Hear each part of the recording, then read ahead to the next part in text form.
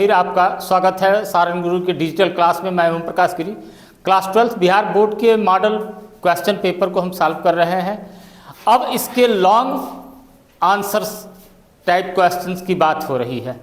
तो long answer type questions की जब हम बात करते हैं तो हम क्या पाएंगे कि यहाँ पर कुल 6 क्वेश्चन होते हैं जिनका सीक्वेंस दिया है 21 to 26।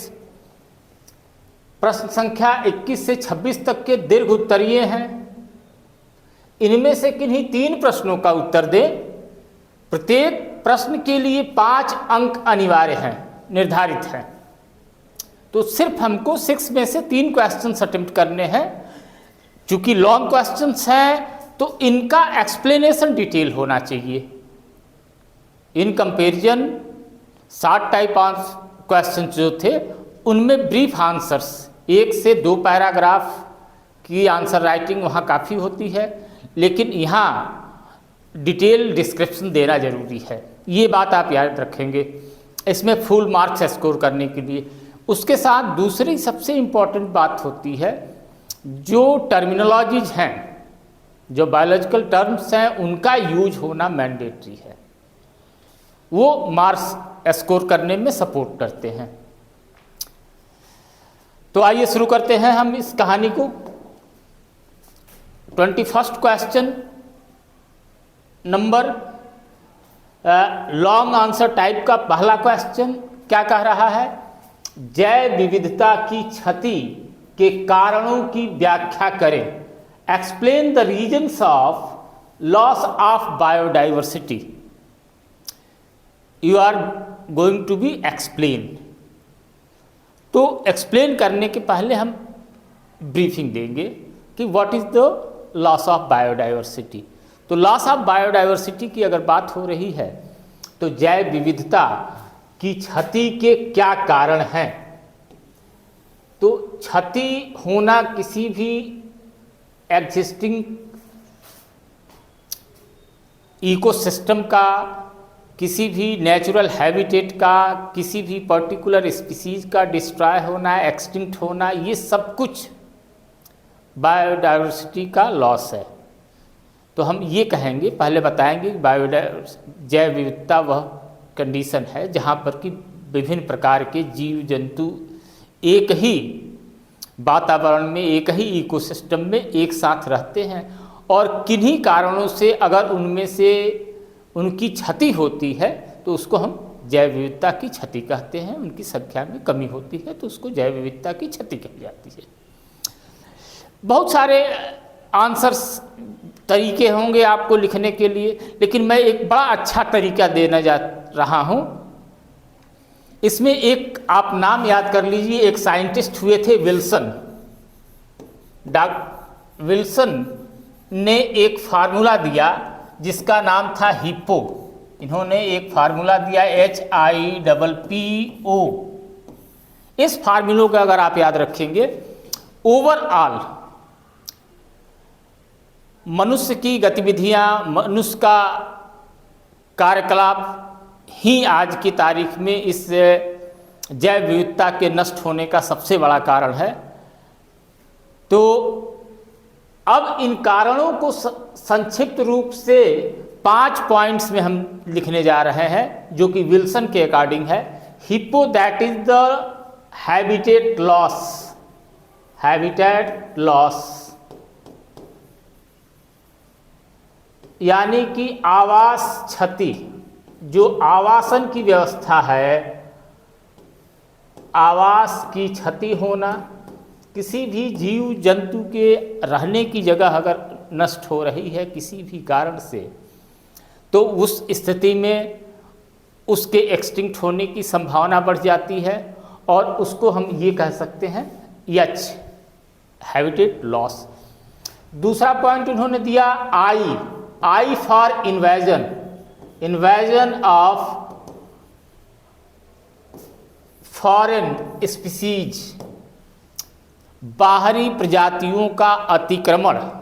किसी क्षेत्र में अगर बाहरी प्रजातियां आ जाती हैं तो वहाँ की जो मूल प्रजाति हैं, उन मूल प्रजातियों के ऊपर वो भारी पड़ती हैं, आक्रमण करती हैं, जिसकी वजह से वहाँ पर रहने वाली प्रजातियों की समष्टि नष्ट होने लगती है। That was the second point given by the Wilson. P, 2 P दिए हैं, तो थर्ड नंबर का पी हम ले लेते हैं, दैट इज द पॉल्यूशन, प्रदूषण। प्रदूषण एक प्रकार का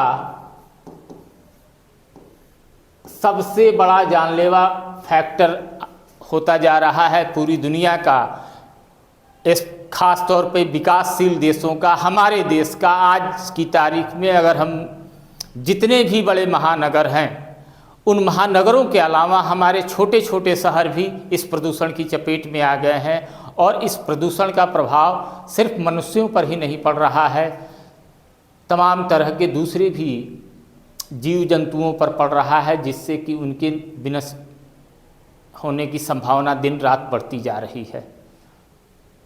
ये जान रहे हैं प्रदूषण क्या है। प्रदूषण में किसी भी वातावरण में किसी भी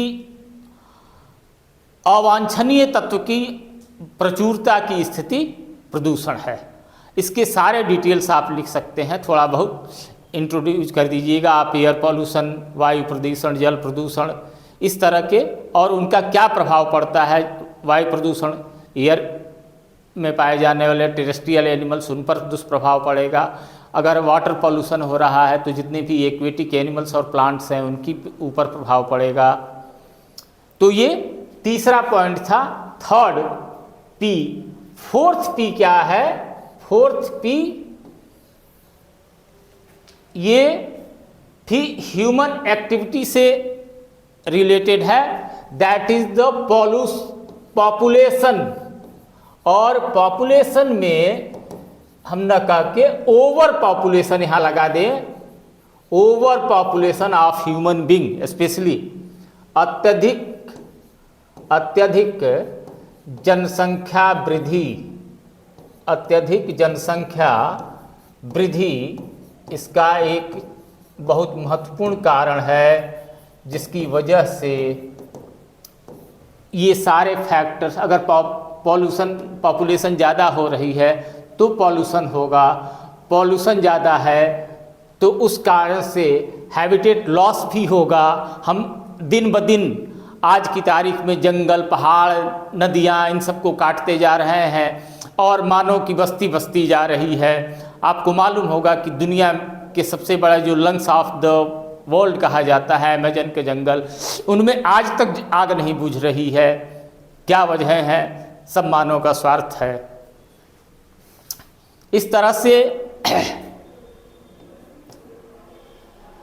ये कारण है। इन कारणों को आप डिस्क्राइब करते जाएंगे और आपको अच्छे मार्क्स मिलेंगे। नेक्स्ट क्वेश्चन क्या बोलता है? जीन चिकित्सा क्या है? What is gene therapy? प्रथम नैदानिक क्लिनिकल जीन चिकित्सा का वर्णन करें। What is gene therapy? Gene therapy that is the process of the modifying of the gene, especially किस कंडीशन में?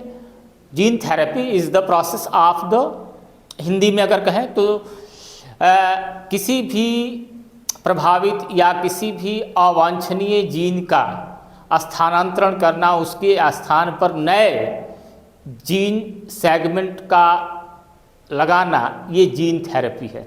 इस जीन थेरेपी की बहुत बड़ी महत्ता क्या है कि किसी भी तरह के जेनेटिक डिसऑर्डर्स, जिसको आनुवंशिक विकार कहते हैं, आनुवंशिक विकारों के लिए ये रामबाण दवा है। और अभी तक बहुत ज़्यादा सक्सेसफुल तो नहीं है, लेकिन इसकी शुरुआत हो चुकी है पूरी दुनिया में और आने वाले भविष्य में ये जन साधारण के लिए भी उपलब्ध हो जाएगा बहुत आसानी के साथ। इसमें क्या होता है कि कहीं भी अगर सपोज करें कि ये एक सेगमेंट ऑफ डीएनए है और इस सेगमेंट ऑफ डीएनए में हम मान लेते हैं कि ये सेगमेंट डिफेक्टेड है, यहाँ से यहाँ तक का सेगमेंट अगर डिफेक्टेड है तो उस सेगमेंट को हटा दिया जाता है, काट कर निकाल दिया जाता है। और काट कर निकालने के बाद उसकी जगह पर दूसरे फ्रेश सेगमेंट ऐड कर दिए जाते हैं, जो नाइट्रोजन क्षार हैं डीएनए का सेगमेंट है। तो ये जीन थेरेपी होती है।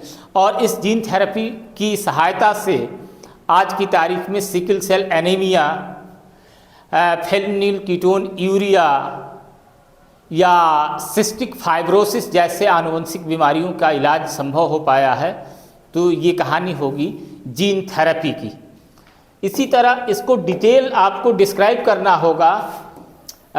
सारे आंसर्स हो 23 नंबर क्वेश्चन और लॉन्ग आंसर में तीसरा प्रश्न। तो इस तीसरे प्रश्न में 3 हैं सेगमेंट्स हैं, सहज प्रतिरक्षा एवं उपार्जित प्रतिरक्षा, दूसरा सक्रिय एवं निष्क्रिय प्रतिरक्षा, तीसरा है भ्रूणपोष एवं परिभ्रूण पोष। तो अब 3 क्वेश्चन है, 5 नंबर का इवैल्यूएशन है, थोड़ा सा टेक्निकल जरूर है। तो फिर भी हमें अपना काम करना है। होना चाहिए 2 क्वेश्चन जहाँ तक मैं समझता हूँ, लेकिन 3 क्वेश्चन दिए गए हैं। तो उसमें एग्जामिनर डिसाइड करेगा कि कौन से पहले 2 को 2-2 नंबर किया जाए या पहले को 1 नंबर दिया जाए, तीसरे वाले को 1 नंबर दिया जाए। जैसे इसको बैलेंस कर लेंगे 2-2-1 होगा तभी तो 5 होगा। अब ये एग्जामिनेशन इवैल्यूएशन के टाइम में ये सारी चीज़ें डिसाइड होती है, तो हमें इसमें दिमाग नहीं लगाना है, हमें दिमाग लगाना है इसके आंसर्स पर।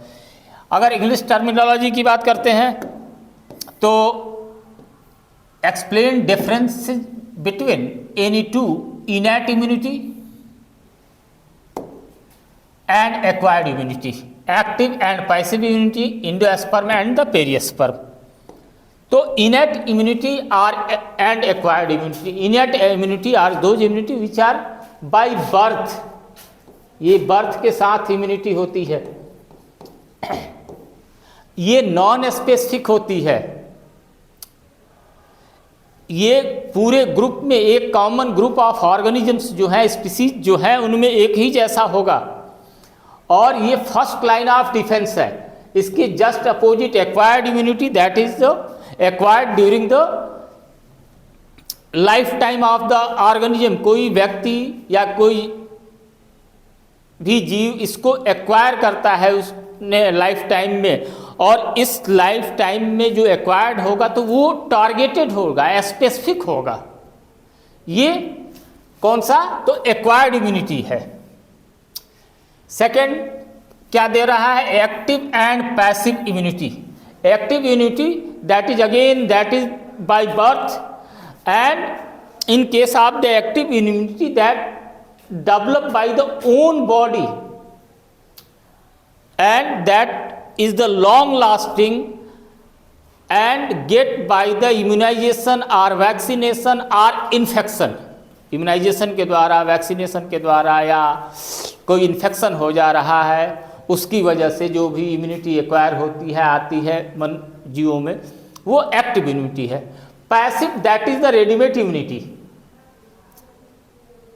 ये रेडीमेड इम्यूनिटी है और इस रेडीमेड इम्यूनिटी शॉर्ट टाइम के लिए होती, शॉर्ट फंक्शन होता है, बहुत लंबा इसका प्रभाव नहीं होता,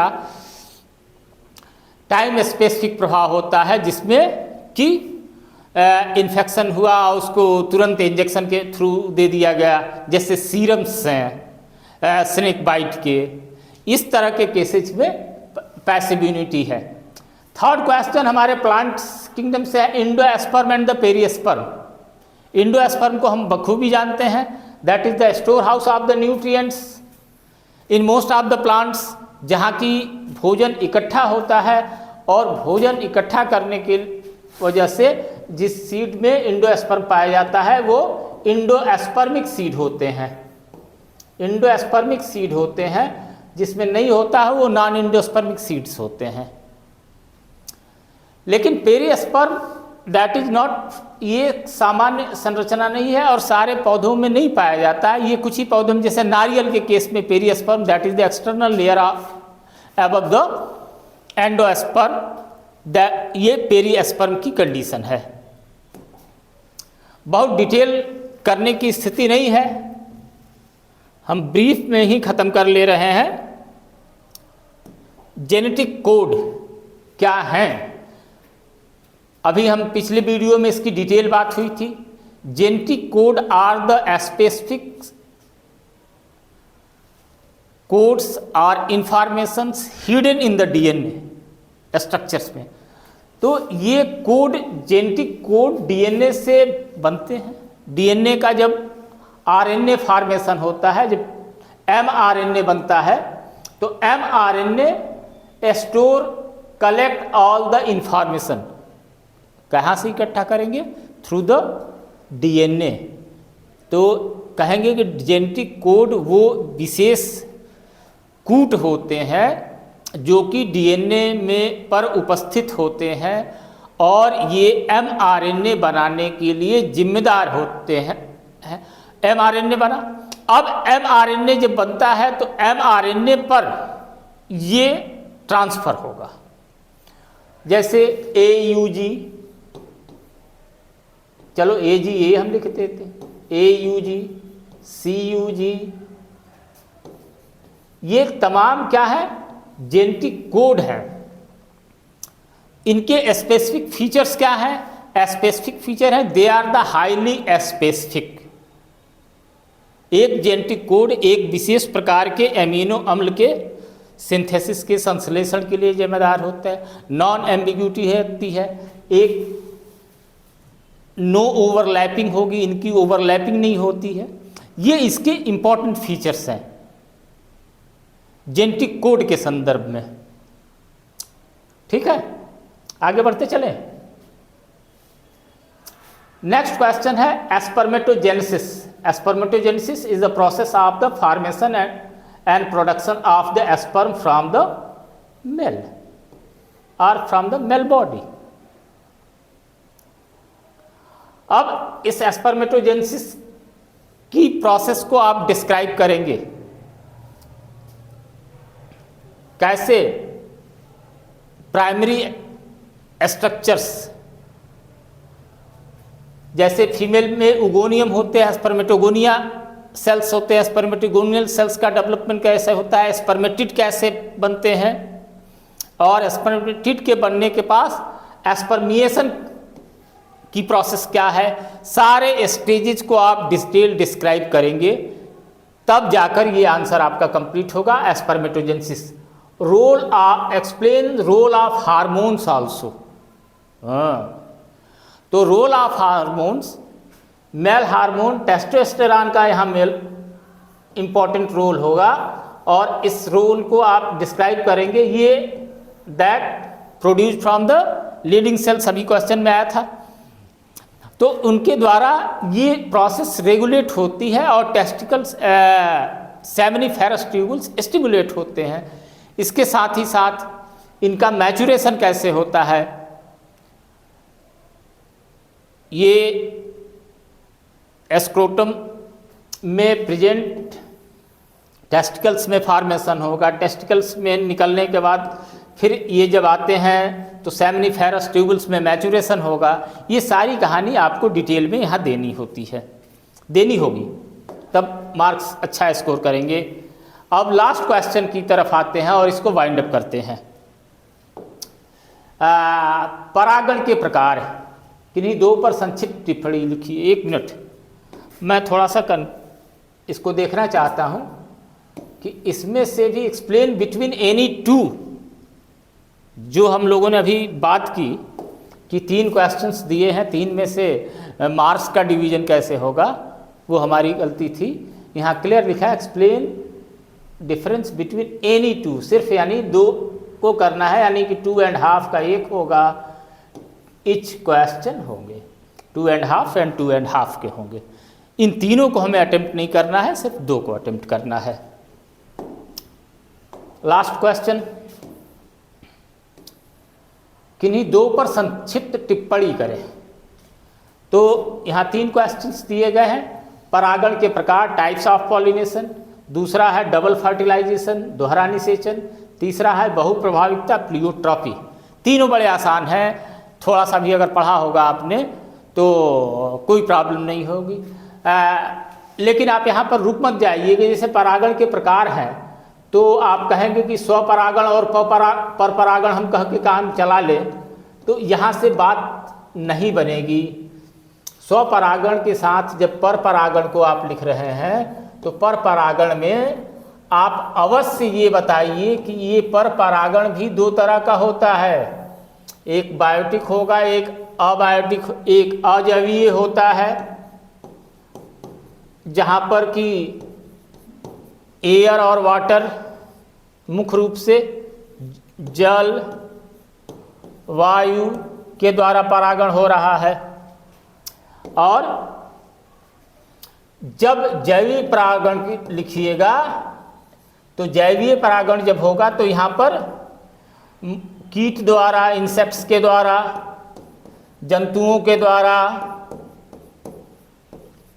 बर्ड्स के द्वारा, पक्षियों के द्वारा, मनुष्यों के द्वारा, और आपको याद है ना हाथी के द्वारा भी होता है पर परागण, इलेफोफाइली, जो कि रैफ्लेसिया फ्लावर के लिए है, याद कर लीजिएगा। दुनिया का सबसे बड़ा जो पुष्प है, फ्लावर है, वो है रैफ्लेसिया का। और रैफ्लेसिया के फ्लावर इतने बड़े होते हैं, 1 से 1.5 मीटर डायमीटर करीब हो जाते हैं। अब उनके वजन की वजह से, भारी होने की वजह से वो धरती की सतह पर रहते हैं और उनमें परागण के लिए हाथी पांव से कुचलना होता है। जब हाथी जंगल में जाती हैं तो वो पैरों से कुचलती हैं और तब जाके उनके पॉलन रिलीज होते हैं, परागकण, और वो जाके दूसरे फ्लावर के स्टिग्मा पर चिपकते हैं। ये भी कंडीशन होती है। तो एलिफेंट भी पॉलिनेशन करते हैं। तो सबको थोड़ा थोड़ा सा डिस्क्राइब कर देंगे, तब जाकर आपका आंसर अच्छा होगा। नेक्स्ट क्वेश्चन, दोहरा निषेचन, डबल फर्टिलाइजेशन, बहुत इंपॉर्टेंट क्वेश्चन है। सिर्फ इस बोर्ड एग्जाम में ही नहीं, और भी कम्पिटिटिव एग्जाम्स में इससे रिलेटेड क्वेश्चन आते हैं। तो इसमें आपको कहानी वो दोहरानी होगी, जबकि एम्ब्रियो सैक के स्ट्रक्चर में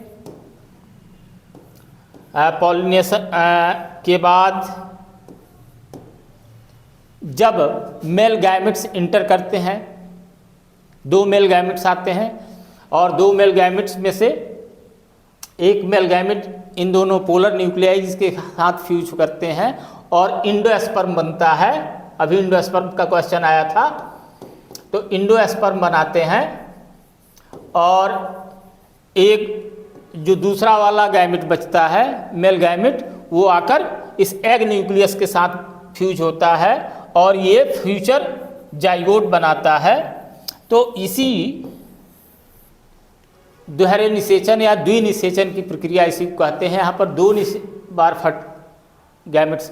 इसमें एक चीज़ और आपको बता दी, इस दोहरे निषेचन में एक चीज़ और छिपी होती है, ट्रिपल फ्यूजन। डबल फर्टिलाइजेशन में ट्रिपल फ्यूजन भी एक चीज़ छिपी होती है, क्योंकि यहाँ पर बताया ना कि 2 मेल गैमेट्स आते हैं, तो एक मेल गैमेट्स ये दोनों पोलर न्यूक्लियाई फ्यूज होके सेकेंडरी न्यूक्लियस बना लेंगे और इस सेकेंडरी न्यूक्लियस के साथ एक मेल गैमेट फ्यूज होता है। तो यहाँ पर 3 न्यूक्लियाई फ्यूज हो रहे हैं। 3 न्यूक्लियाई फ्यूज होने की वजह से इसको कहते हैं ट्रिपल फ्यूजन। Triple fusion. और ओवरऑल यहाँ फिर दूसरा वाला मेल गैमेट पॉलन इसके साथ एग न्यूक्लियस के साथ फ्यूज होता है, तब इस दोनों को मिला के कहते हैं डबल फर्टिलाइजेशन। ठीक है, इस तरह से आप आंसर्स को अटेम्प्ट करेंगे, बहुत अच्छे नंबर मिलेंगे। बोर्ड हमारा मार्क्स देने पर उदार है। आज पूरे देश की मैं बात करूं, चाहे हमारा बिहार बोर्ड हो, यूपी बोर्ड है, सीबीएसई है, सारे बोर्ड्स ने मार्क्स असाइनमेंट में बिल्कुल कंजूसी करना बंद कर दिया है।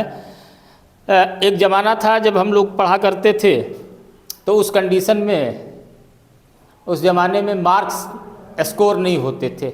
आज बड़े अच्छे मार्क्स स्कोर हो रहे हैं। आप थोड़े से अच्छे से अपनी आंसर शीट को लिखने का प्रयास करिए। आइए लास्ट क्वेश्चन देखकर, प्लियोट्रॉपी क्या है या बहुप्रभाविकता, हिंदी में नाम इसका क्लियर हो रहा है, बहुप्रभाविकता। जब एक जीन, सिंगल जीन, एक जीन है और एक जीन एक से ज़्यादा प्रभाव डालता है, कई प्रभाव